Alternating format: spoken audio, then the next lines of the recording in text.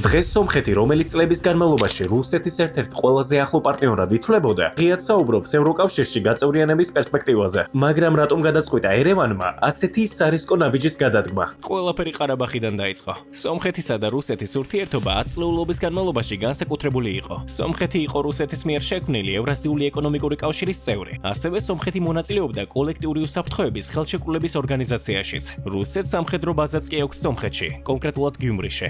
და სომხური ეკონომიკის დიდი ნაწილი კი რუსულ ბაზარზე იყო დამოკიდებული. მაგრამ 2020 წლის ომმა და განსაკუთრებით 2023 წელს მთლიანი ყარაბაღის გარშემო განვითარებულმა მოვლენებმა ბევრი რამ შეცვალა. სომხეთის მოსახლეობის დიდმა ნაწილმა დაინახა, რომ რუსეთმა ვერ უზრუნველყო ეს უსაფრთხოება, რომელსაც წლების განმავლობაში ჰპირდებოდა. სწორედ ამის შემდეგ დაიწყო საზოგადოებაში და ხელისუფლებაში კითხვების გაჩენა. თუ რუსეთი ყველაზე კრიტიკულ მომენტში არ დაგვეხმარა, მაშინ რატომ უნდა ვიყოთ მთლიანად მასზე დამოკიდებული?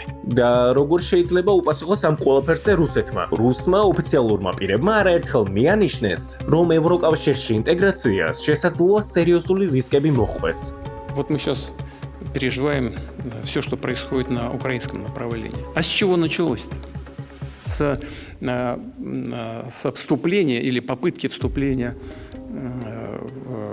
Украины в ЕС. ასევე შესაძლოა ეკონომიკური ზეწოლა. სომხეთი ჯერ კიდევ ძლიერ არის დამოკიდებული რუსულ ენერგიაზე. მოსკოვმა კი უკვე მიანიშნა, რომ შესაძლოა გადაიხედოს შეღავათიანი გაზის მიწოდება. ასევე ბოლო პერიოდში რუსეთმა გარკვეული შეზღუდვები დაუწესა სომხურ პროდუქციას, რასაც ევროპელი ლიდერები პოლიტიკურ ზეწოლად აფასებენ. იმედი მაქვს, რომ ყველაფერი კარგად იქნება და რაიმე ცუდი არ დაიწყება. და საბოლოოდ ხალხო, თუ გინდათ რომ ამდაგვარი ვიდეოები კიდევ გადავიღოთ, დაწერეთ კომენტარებში.